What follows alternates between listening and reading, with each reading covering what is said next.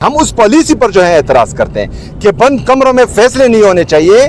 جو stake holders ہیں خیبر پختونخوا کے, جہاں پر جو ہے یہ چیزیں چل رہی ہیں, ان کو اعتماد میں لینا چاہیے. آپ ملٹری آپریشن کی بات کر رہے ہیں, آپ کو پتہ ہے ملٹری آپریشن جو ہے اس سے تکلیف کتنی ہوتی ہے, درد کتنا ہوتا ہے. آپ کو اس چیز کا احساس ہے؟ مجھے ہے, میں دیکھ چکا ہوں, مجھ پر بیت چکی ہیں. میں نے اپنے خاندان کے 10 لاشیں جو ہیں ان ہاتھوں سے اٹھائی ہیں. سیکیورٹی فورسز جب ہم لاشیں اٹھاتے تھے تو اوپر سے ہم پر فائرنگ کرتے ہیں. وہ نظارے ہم دیکھ چکے ہیں. ہم اپنی مسجد شہید دیکھ چکے ہیں. ہم جو ہے اپنے گھر اجڑے ہوئے دیکھ چکے ہیں. ہم نے اپنی عورتوں کو جو ہے ننگے سر, ہماری عورتیں, قبائلی عورتوں کے بارے میں آپ پوچھیں, ان کا سر کا بال جو ہے وہ اپنا بھائی بھی نہیں دیکھ سکتا تھا. وہ ننگے پاؤں جو ہے سڑکوں پر پھر رہی تھی جب ان کو گھروں سے نکالا گیا. وہ چیزیں ہم دیکھ چکے ہیں. ہم یہ بھی دیکھ چکے ہیں کہ ہماری مسجدوں میں یہ سیکیورٹی فورسز جو ہیں وہ کتے باندھتے تھے. جب ہم جاتے تھے ہم کہتے تھے کہ یہ مسجد کی توہین ہے, تو وہ کہتے تھے کہ یہ کتے اور آپ جو ہے یہ ایک ہی بات ہے. مطلب اس کے بعد بھی آپ ہماری ظرف دیکھیں, ہمارا دل دیکھیں کہ ہم نے کتنا بڑا دل کیا ہوا ہے. ہم پھر بھی کہتے ہیں کہ فوج بھی ہماری, ملک بھی ہمارا. سب لوگ جانتے ہیں کہ مسلسل کوشش کے بعد جو میرے قانونی اور آئینی راستے ہیں وہ مسلسل میں اپنا رہا ہوں. اور یہاں پر جو ہے آج میری 5ویں دفعہ ہے. اس سے پہلے صبح ہم نے ہائی کورٹ اسلام آباد کے چیف جسٹس صاحب سے ملنے کی بھی کوشش کی, لیکن 1.5 گھنٹہ انتظار کے بعد جو ہے ان سے ہماری ملاقات نہیں ہو پائی. اور اس کے بعد جو ہے میں یہاں آیا اور یہاں پھر جو ہے یہ کہہ رہے ہیں کہ اجازت نہیں ہے اور آپ نہیں مل سکتے. تو آج پھر ملنے نہیں دیا گیا. تو آج یہ سب کچھ جو ہے آپ دیکھ رہے ہیں, اس نظام کو, اس سسٹم کو میرے لیڈر, میرے قائد جناب عمران خان صاحب نے پہلے ہی ایکسپوز کر دیا تھا. لیکن کچھ لوگوں کے دماغ پر دھول پڑ گئی تھی. وہ ہمیشہ یہ الزام لگاتے تھے کہ یہ چڑھائی کرتے ہیں. وہ ہمیشہ یہ الزام لگاتے تھے پاکستان تحریک انصاف پر کہ یہ احتجاجی سیاست کرتے ہیں.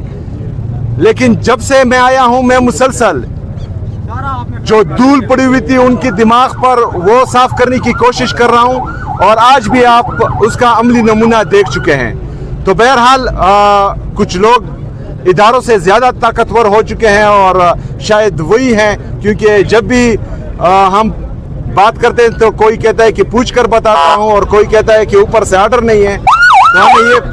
تو یہ ہمیں معلوم نہیں ہو رہا کہ یہ آرڈر کون دے رہا ہے. سب سے پہلے تو جو الزامات ان کی طرف سے لگے, جو میرا نام اناؤنس ہونے کے بعد ان کے وفاقی وزراء نے جو پریس کانفرنسز کی, تو میرے خیال میں پہلے ان کو اس پر معافی مانگنی چاہیے, کیونکہ ان کا یہ سٹینڈ بنتا ہی نہیں تھا جو انہوں نے لیا.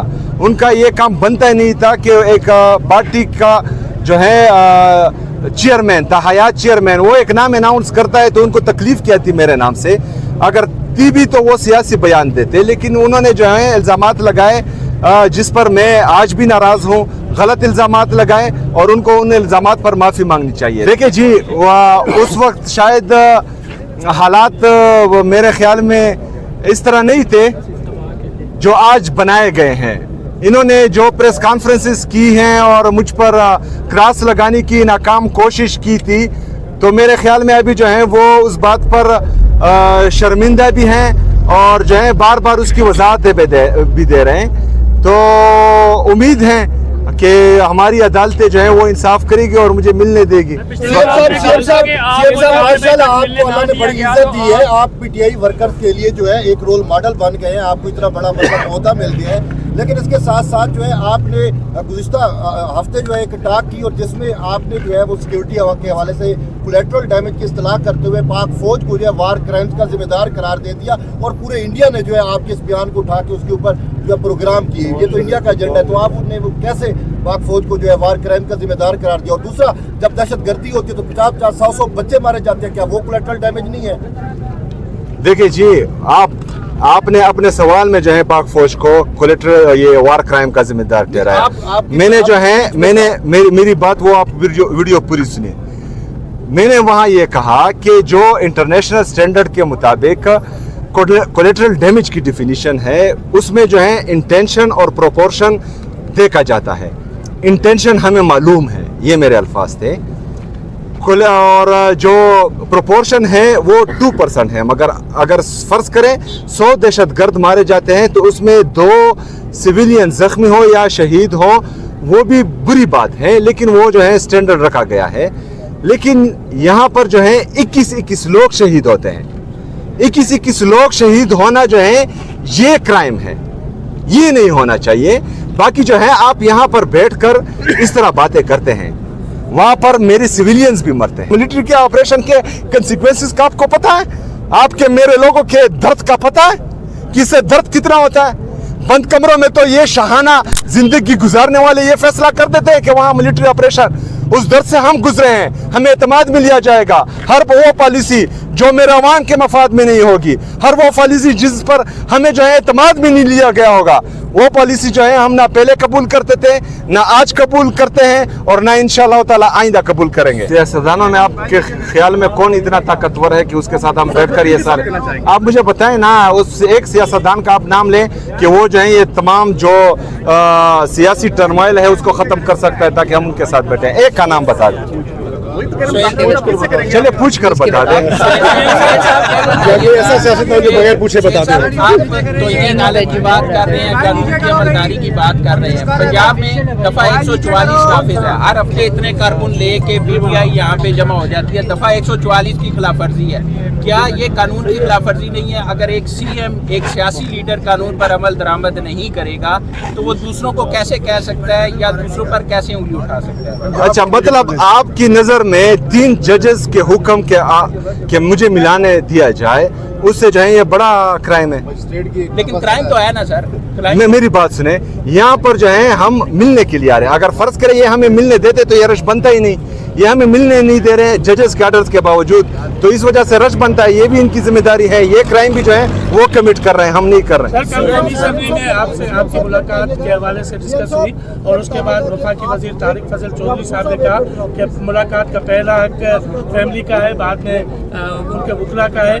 جیل مینول کی خلاف ورزی کی وجہ سے یہ ملاقات نہیں ہو پا رہی، کیا کمنٹ کریں گے؟ کس نے؟ میں آپ کا سوال سمجھا نہیں۔